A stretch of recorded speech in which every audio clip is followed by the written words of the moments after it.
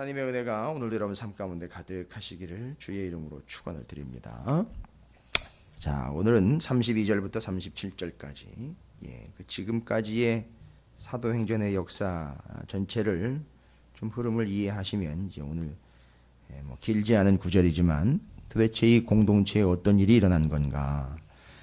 성령의 역사가 일어났습니다. 성령의 역사가 일어났는데 그 결과는 단순하지가 않습니다. 성령의 역사가 나타난 그 공동체, 이건 한 개인에게 나타난 일이 아니라 전체 교회 공동체에 나타난 사건이고 상황이죠. 뭐 어떤 교회가 됐든 개척교회가 됐든 큰 교회가 됐든 몇 명이 됐든 예산이 얼마가 됐든 32절부터 37절까지는 그 교회들이 아마 좀 진중하고 깊이 있게 시간을 가지고 겸손하게 살펴봐야 될 본문이 아닌가 싶습니다. 입으로만 습관적으로는 초대교회 그렇게 말로만 초대교회를 닮아가고 초대교회와 같은 교회가 되게 해달라고 기도는 많이 하지만 실질적으로 초대교회가 어떤 의미였는지 왜서 그렇게 됐는지에 대한 이유는 전혀 살피지 않고 그저 드러나는 모습과 결과적인 모습들로만 그런 교회 되게 해달라고 그렇게 기도를 하는데 글쎄요, 그게 어떻게 이루어질지는 잘 모르겠습니다만 지금 초대교회라고 일컬어지고 있는 그 다락방에서 120명이 모여서 12이 시작되었던 그 교회가 120이라고 10배가 되고 3천이 되고 5천이 되었던 그 놀라운 역사, 그것이 숫자적인 늘어남을 이야기하는 것이 아니라 다시 되살아남의 부흥이라는 것을 이야기했을 때의 그 교회 맞습니다. 지금 이름이 붙여진 것도 아니고 건물이 세워진 것도 아니고 그렇다고 행정적인 체계를 갖춘 것도 아니고 예산이 세워진 것도 아닙니다. 누가 봐도 주소가 등록이 돼 있어서 그 교회 하면 거기를 찾아갈 수 있는 개념이 생긴 것도 아닙니다. 절대 그런 의미는 아니었습니다. 그런데 그 초대교회 성령이 강력하게 개별적일 뿐만 아니라 전체적으로 임했을 때에 맞습니다. 그런데 안타까운 것은 그때에는 예외 없이 성령이 임했다 하지만 오늘날에는요 참 예외가 많다는 겁니다. 같이 예배를 드리고 같이 앉아 기도를 하는데 예외가 너무 많다는 거죠. 어떤 이에게는 성령이 갈라지는 불의 혀처럼 그렇게 강력하게 임하는데 어떤 이에게는 임하지 않는다라는 것이죠. 그래서 목사들이 설교할 때나 기도할 때 절대 실망할 필요가 없다는 겁니다. 어떤 이에게는 임할 수 있고 어떤 이에게는 임하지 않을 수 있다는 거. 왜 내 말을 안 듣는 건가? 왜 여기 이거 실망할 필요가 없다는 거죠. 성령이 어떤 이에게는 임할 것이고 어떤 이에게는 임하지 않을 것이라는 거예요. 불의 혀가 어떤 이에게는 갈라져서 그 불이 불꽃처럼 역사하는데 어떤 이에게는 불이 꺼질 수밖에 없다는 것이죠. 이걸 가지고 왈가왈부할 필요가 없다는 겁니다. 왜냐하면 내가 하는 게 아니라 성령이 하시는 거니까요. 성령이 찾아가시는 이에게는 성령이 임하는 것이고 그거에 필요 없는 이에게 갈 필요가 없거나 도대체가 임할 근거가 없는 이에게는 임하지 않으시는 거니까요. 그건 누구도 왈가왈부할 일이 아닙니다. 그건 성령의 역사고 성령이 알아서 하실 일입니다. 그런데 교회 전체적으로 성령이 임했습니다.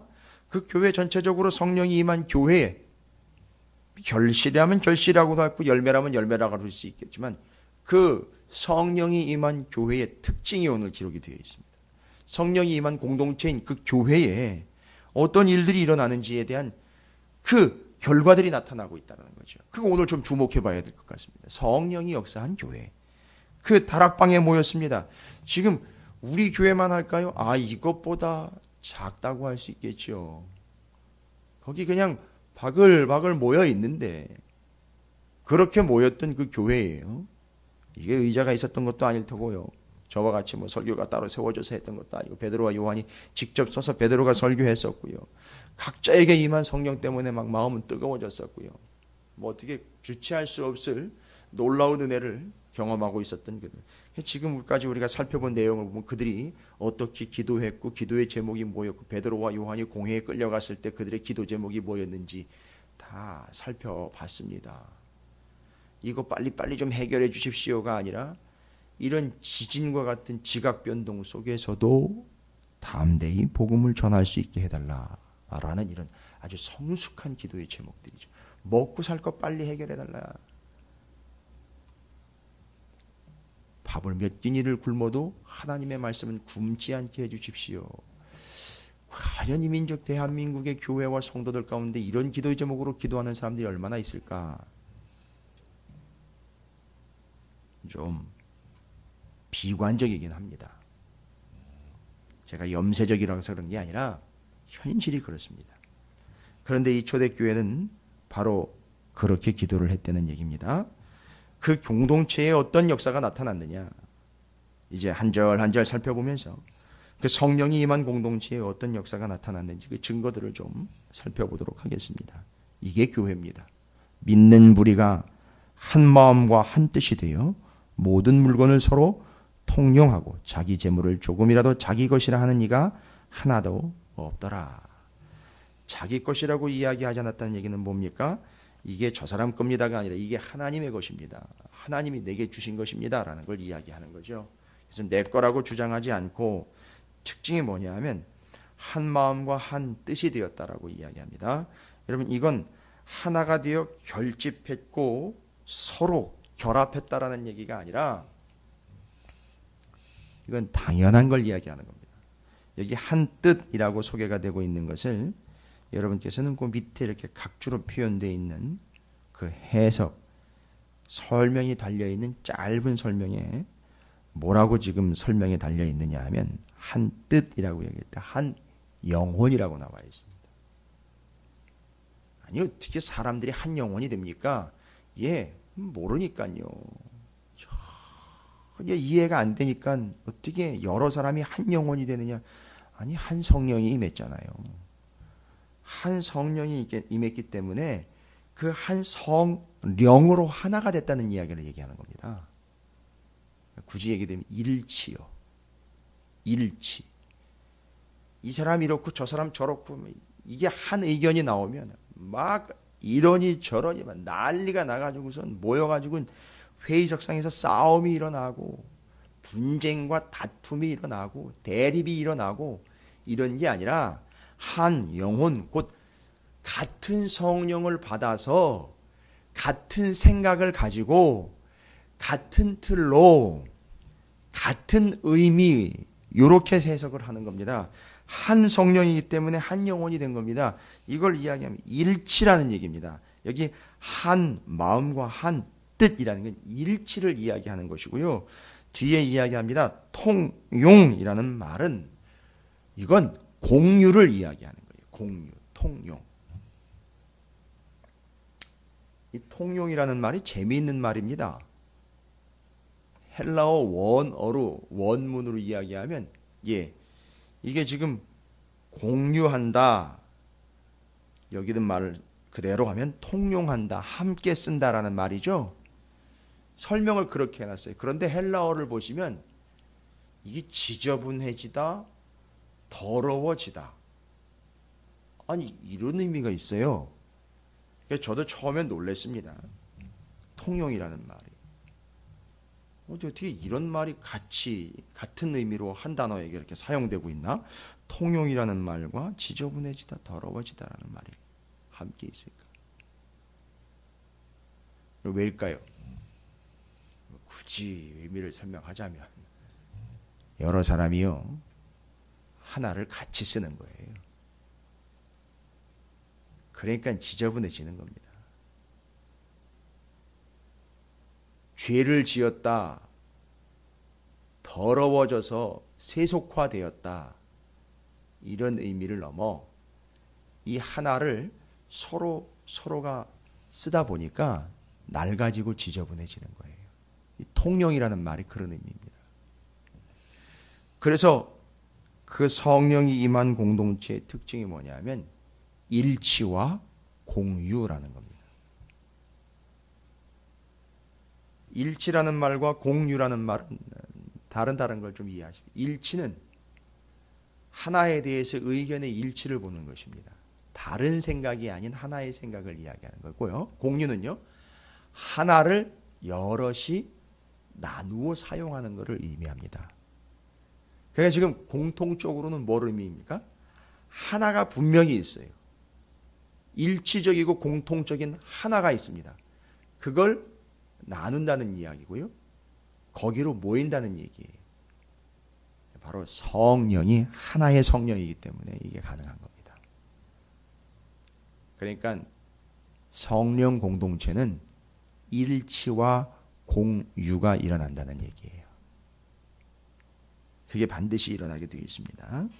그 다음에 성령이 임한 교회인 초대교회, 이건 다락방 교회예요. 33절에 뭐라고 나와 있느냐 하면 사도들이 큰 권능으로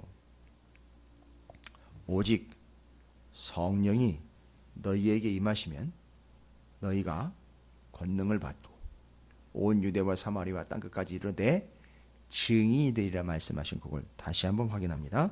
사도들이 큰 권능으로 예수의 부활을 증언하니 무리가 큰 은혜를 받았다라고 나와 있습니다. 자, 이제는 이게 한 개인이 증인이 됐다는 게 아니라 공동체 전체가 증인이 된 걸 이야기하는 겁니다. 근데 여기 증인이라는 말은 마르투스, 헬라어로요 마르투스인데 그 뜻이 뭐냐면 증거, 증인이라는 말로 끝나는 게 아니라 이게 마르투스라는 말은 순교자라는 말입니다. 순교자. 결국 뭐가 됐느냐 하면 이 사람들이 목숨 걸고 전하는 자들이 됐다는 얘기입니다. 옛날에는 목숨을 부지하는 데 연연했는데 이제는 목숨을 걸고 전하는 자가 됐습니다. 우리는 이제 몸이 좀 부서져라 헌신하는 이야기, 정말 이제 하나님께 다 드리며 삶이 온전히 드려지는 것으로 인한 헌신의 이야기를 할 때에도 우리는 조금씩은 좀 남겨놓습니다. 그 이야기가 이제 5장에 나와 있는 거죠. 뒤로 아나니아와 삽비라의 이야기인 거죠. 예. 그 남겨두었다, 감추었다라는 말이 이제 오늘 수요일날 저녁에 얘기할 거예요. 횡령하다라는 뜻입니다. 횡령하다. 그리고 오늘 저녁에는 이 이야기를 그냥 이 이야기로만 1절부터 6절까지 짧은 이야기지만 이 이야기로만 보면 안 되고 여호수아 때 아간의 범죄 70인역에 의하면 요 감추었다라는 말을 그 아간의 범죄 때 아간이 그걸 슬쩍 해가지고 감춘 이야기와 동일한 단어를 사용하고 있습니다. 그거랑 같이 봐야 돼요. 그래서 아간의 범죄 때문에 그들이 가다가 멈춰버렸잖아요. 중간에 확 멈춰버렸습니다. 이거 중요한 이야기입니다. 오늘 저녁에 상당히 중요한 얘기가 나갈 거예요. 인생 진짜 가다가 멈춰버려. 지금 왜 이게 일이 안 풀리느냐 뭐 이런 거 고민하고 있는 사람들 아무리 혼자 고민해봐야 답이 안 나와요. 이 성경에 답이 다 나와 있는데 오늘 저녁에 이제 제가 그 답을 좀 본문을 통해서 얘기할 텐데 바로 그렇게 해요. 그거 자기 거라고 착각하면서 조금씩 숨겨놓고 옛날에 어르신들이 그런 표현을 썼었어요. 참 은혜스럽지 않은 표현인데 하는 일이 꼭 그따위로 한다는 식으로 이야기해요. 그 개털에 벼룩이 살아듯 한다라는 게 있어요. 그 뭔 표현인지 아십니까? 개털에 벼룩을 사른다. 옛날에는 강아지들이 벼룩이 많았었어요. 저도 기억이 납니다. 시골에 저희 할아버님 할머님 댁에서 키우던 개의 그 귓바퀴를 이렇게 털을 들쳐보면 거기 까맣게 이렇게 박혀 있는 벼룩들이 있어요. 그 벼룩이 그 영양분을 다 빨아먹는데 근데 이 개들이 가렵지 않습니까? 가려우니까 이게 빼지는 못하고 손으로만 이렇게 슥슥 긁고 맙니다. 그렇죠? 이렇게 슥슥 긁고 말아요. 마치 주님의 일을 하는데 마치 일을 하는데 그런 식으로 일을 하는 게 슥슥 긁고 만드는 거예요. 신앙생활 하는 것도 마찬가지인 거예요. 개털에 벼룩이 살아듯 한다라는 표현이 그렇게 표현했어요. 옛날 어르신들 표현을 좀 제가 좀 많이 알고 있는데 마치 그런 식으로 주님의 일에도요 무슨 일이든지 그렇게 임하는 거예요. 개털을 벼룩이 살아듯 그냥 빼내지도 못하고요 해결도 못하고 그냥 슬쩍 긁고 마는 거예요. 가려우니까 살짝 긁고 말아버리는 겁니다. 계속 가려운 거죠. 그런 식으로 헌신하는 겁니다. 그런 식으로 일을 한답시고 그렇게 헌신한답시고 나옵니다. 그러나 초대교회는 그렇게 개털의 벼룩이를 살아듯 그렇게 하질 않고 아예 죽음이요 증거, 증인이 돼서 내가 순교자의 삶을 살겠노라고 마르투스의 삶을 헌신하며 결단했다라는 게 이게 뭐 때문입니까? 성령의 역사 때문에 이게 이루어지는 겁니다. 자, 그뿐만 아닙니다. 34절과 35절에 그중에 가난한 사람이 없으니 여러분 이 본문 구절을 그 뒤에 있는 뭐 판 것의 값을 가져다가 사도들의 발 앞에 뒀다라 그러니까 이게 참 오해하는 사람들이 있어요. 그걸 팔아가지고 이렇게 재산 분배를 한 줄 알아요. 재산을 판 건 맞습니다. 개인이 자기 거라고 이야기하자 그걸 자기 개인의 재산을 팔아가지고 뒤에 누구 얘기냐면 요셉 곧 바나바라는 사람이 이야기가 나옵니다. 자기 걸 팔아가지고 사도들의 발 앞에 갖다 뒀으면 사도들이 그걸 얼마씩 띄어가지고 이렇게 구제하면 나눠준 줄 알고 있습니다. 아니요, 여러분. 그러다가 큰일 납니다. 생각해 보세요. 그 얼마씩 나눠줄 겁니까?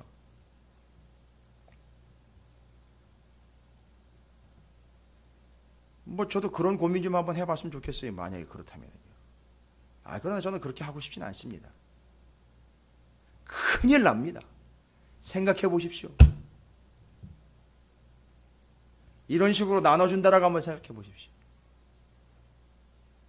야, 그 찾으시는 교회 그 교인들이 자기 집 다 팔아가지고 교회에다가 다 갖다 바쳤고 지금 그걸 나눠준다 그러더라. 어떻게 될까요? 답은 다 나옵니다. 무지막지하게 몰려올 겁니다, 사람들. 그렇죠? 저 뒤에 엘리베이터까지 꽉 들이쳐가지고선 무지막지하게 몰려올 겁니다. 그 다음에 나눠주기 시작합니다. 그 순간 쫙 빠져버립니다. 그렇겠죠? 그리고요, 어떤 미치광이들이 등장할까요? 왜? 누구는 얼마 주고, 누구는 얼마 주고, 누구는 못 주고, 누구는 못 주고. 요 이야기가 뒤에 나와요. 헬라파, 유대파 과부들이 누구는 생선 토막에 대가리만 먹고 누구는 생선 토막에 가운데만 먹느냐고 반드시 나오게 돼 있어요. 이건 신앙생활을 같이 하고 있는 사람들 사이에서 일어난 일이에요. 뒤에 헬라파와 과부들과 유대파 과부들이 구제에서 벗어나는 걸 가지고서 난리가 났습니다. 여러분, 교회 박살납니다. 교회가 그런 거 하지 말라는 게 아니라 여러분 똑바로 해야 됩니다. 그렇게 하는 게 지금 그 얘기를 하는 게 아닙니다. 그걸 일일이 분배를 해가지고서 그 적당한 분량으로 금액으로 나눠주는 걸로 착각합니다. 그러니까 이걸 갖다가 교회가 나눠주지도 않고 오해를 합니다. 여기 가난한 사람이 없으니라는 말을 좀 공부를 해야지요. 좀 제대로 알아야죠. 가난한 사람이 없으니라는 말은 우리가 이야기하는 영어로 the poor라는 실질적으로 소유가 적은 사람들을 이야기하는 게 아니고요. 영어로 말하면 poor가 아니라 need라는 단어를 씁니다. need, 뭔 얘기입니까? 스스로 부족하다라고 느끼는 사람이 없다는 거예요. 여기 가난한 사람이 없다라는 표현은요. 그러니까 본문을 엉망진창으로 지금 해석하고 있는 거예요. 누구는 100만 원 가지고 있는데 누구는 10만 원 가지고 있고, 그래서 10만 원 가지고 있는 사람이 가난한 사람 되는 게 아니라 100만 원을 가지고 있어도 늘 자기는 부족함 때문에 누군가와 계속 비교를 하게 되고요. 세상 사람들과 계속 비교를 하게 되면 그 사람은 가난한 사람인 거예요. 그렇죠? 근데 단돈 10만 원을 가지고 단돈 만 원을 가지고 있는데도 자기는 부족하다는 게 아무렇지도 않게 느껴지지가 않아요. 자기는 부족하지 않고 오히려 더 풍성하다는 거예요. 이건 정신병자가 아니라 이미 자기에게 가지고 있는 게 금액이나 소유로 인하여 가난과 부유함이 책정되는 것이 아니라 이 공동체의 특징이 아까 뭐냐면 일치와 공유였죠. 그 일치와 공유에서 이 공유가 제대로 되니까 스스로 내가 너무 부족하구나, 난 너무 가진 게 없구나라는 이 소외감과 스스로 자괴감이 없다는 걸 이야기하는 겁니다. 금액이 늘어났다는 걸 얘기하는 게 아니고요. 이걸 어디서 누가 이런 식으로 해석을 했는지 참 심각한 본문 해석 때문에 많은 사람들이 오해를 해버립니다. 자, 그 이야기 바로 스스로 부족하다, 나는 가난뱅이다, 자괴감과 그 부족함 때문에 절규하며 절망하는 사람들이 없었다라는 걸 이야기하는 겁니다. 그들의 재산이 은행의 잔고가 늘어나서 그 이전에 바닥이었던 은행 잔고가 늘어났다라는 걸 이야기하는 그 분배를 얘기하는 게 아니에요. 분배가 아니었고요. 공유였습니다. 초대교회 때는 공유하는 삶이었습니다. 그리고 개인적으로 넘어옵니다. 개인적으로 뭐 했느냐 하면 분배가 아니고 나눔이요. 나눔. 자기가 가지고 있는 걸 자기 것이라 하지 않고 이걸 나누어줬다는 얘기입니다. 교회가 분배하기를 바라는 게 아니라 스스로 자기가 먹을 것을 줄여서 그 줄인 걸 가지고 나누어 주는 것. 요걸 구제라고 그럽니다. 요걸 구제라고 그러는 거예요. 그래서 그들에게는 바로 그러한 부족함이라는 것이 없었다. 그래서 가난한 사람이 없었다라는 말은 바로 그걸 이야기하는 겁니다. 그러니까 아무리 재산이 없어도 교회에 와서 소외감을 느끼지 않습니다. 지금도 어느 교회에 가면 일부 돈이 있고 잘 먹고 잘 사는 사람들이 기득권처럼 쥐고 교회를 흔들고 있는 교회들이 수두룩합니다. 거기서 정말 돈 없고 힘없는 사람들은 야 돈도 없으면 장로도 못 되고 권사도 못 되고 뭐 이런 얘기들이 막 나옵니다. 이거 끝난 거예요. 그 교회는. 그건 교회 아닙니다. 그러나 이런 거기에 있겠죠. 자기가 부족함이 없다라고 느낍니다. 죄송합니다 표현이요. 가진 건 정말 쥐꼬리만큼도 없어요. 그런데 부족하다고 느끼질 않아요. 이 사람은요. 알고 봤더니 전체적인 공동체 분위기가 그렇습니다. 공유함이 있고 나눔이 있어요. 그러니까 아쉬운 게 없습니다. 이 교회에서요. 물론 개인적인 삶에 있어서는 자기가 아쉬운 게 있겠지요. 그러나 교회 안에서는 그게 없다는 겁니다. 공동체 안에서는 그런 게 없다는 거죠. 이게 초대교회에 따른 얘기입니다. 그래서 그 초대교회 안에서 가난한 자가 없었다. 스스로 나는 이것도 없고 나는 저것도 없고 나는 부족하고 이런 개념이 개개인에게 없다라는 거예요. 여러분 그래서 말씀이 왜 중요한지 아시죠? 말씀으로 풍성하게 자기의 영혼을 채우면 이게 풍성함이 되고 풍만함이 되고 그들을 위해 성령이 임하면 완벽해지는 겁니다. 부족함이 느껴지질 않는다는 거죠. 이게 된 겁니다. 초대교회가. 끝으로 그 초대교회 구브로에서 난 레위족 요셉이라고 이름하는 그 별명이 있어요. 별명이 바나바입니다. 번역하면 뭐죠? 위로의 아들이라는 뜻입니다. 여러분 왜 이 사람을 특별히 콕 찍어가지고 여기다가 적어놨을까요? 뒤에 아나니아와 삽비라 이야기도 연결되기 때문에 등장하지만 여러분 그 별명인 바나바의 뜻을 보십시오. 뭐죠? 위로의 아들. 여러분 성령을 설명할 때 성령을 변호사라고도 표현을 합니다. 왜냐하면 그 성령이라는 단어 자체가 곁에 서서 대신 대변해 주는 존재와 같은 변호사라는 법적 용어를 이용을 해서 설명을 했어요. 왜냐하면 성령에 대해서 설명할 단어가 다른 게 없었거든요. 예전에. 그래서 변호사라는 표현을 인용을 해서 변호사 성령이라고 이야기를 했어요. 그런데 여기 보면요. 위로의 아들이라 위로자입니다. 뭔 얘기입니까? 성령이요. 성령이 위로자이거든요. 그러니까 무슨 얘기입니까? 요셉이라는 사람은 한 개인을 설명하는 게 아니라 그의 성품이요. 누구를 닮아 있는 거죠? 성령을 닮아 있는 거죠. 맞습니다. 그 교회에 성령의 성품을 닮아 실제로 성령의 역사한 증거인 이런 요셉과 같은 사람들이 나타났다는 겁니다. 그래서 바나바 주위엔 사람들이 많이 몰려 있습니다.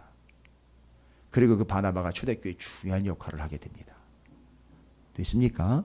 이게 성령이 임한 공동체의 특징들, 일치와 공유요. 그들은 목숨을 걸고 순교자의 삶을 감당하기를 결단한 증인의 삶을 살게 되었고 모두가 다 스스로 나는 부족하다, 나는 없다, 이 자괴감과 부족함과 열등감에 휩싸여 살지 않았다라는 사실. 바나바와 같이 성령 곧 그 위로자의 삶을 실제로 살아가는 성령에 사로잡힌 사람들의 실질적인 삶들, 그 증거들과 그 영혼들이 교회 안에 드러났다라는 겁니다. 그래서 이 공동체의 전체적인 특징은요, 큰 그림입니다. 두 단어로 이야기할 수 있죠. 공급과 나눔이다라고 이야기할 수 있어요. 이 공동체의 특징. 공급은요, 하나님의 공급하심과 서로 간의 나눔이라는 것입니다. 왜일까요? 나눔은요, 성령께서 각 사람에게 각각 나누어 임하신 것처럼 그렇게 서로 나눔이요, 하나님의 공급하심이 충만한 공동체였다라는 사실입니다. 이게 다 어떤 증거라고요? 성령이 충만히 임한 증거다라는 것입니다. 동의되지 않거나 이해되지 않거나 한 가지도 내 안에서 발견되지 않는다 하면 맞습니다. 성령이 충만하지 않다라는 증거이겠죠. 만약에 우리 교회에서 이런 게 발생되지 않대, 이게 보여지지 않는다면 맞습니다. 우리 교회도 성령이 전체적으로는 임하지 않고 있다라는 증거일 것입니다. 살 떨리는 얘기입니다. 장난삼아 들을 얘기 아니고 그냥 대충 들어 넘길 얘기가 아니라는 겁니다.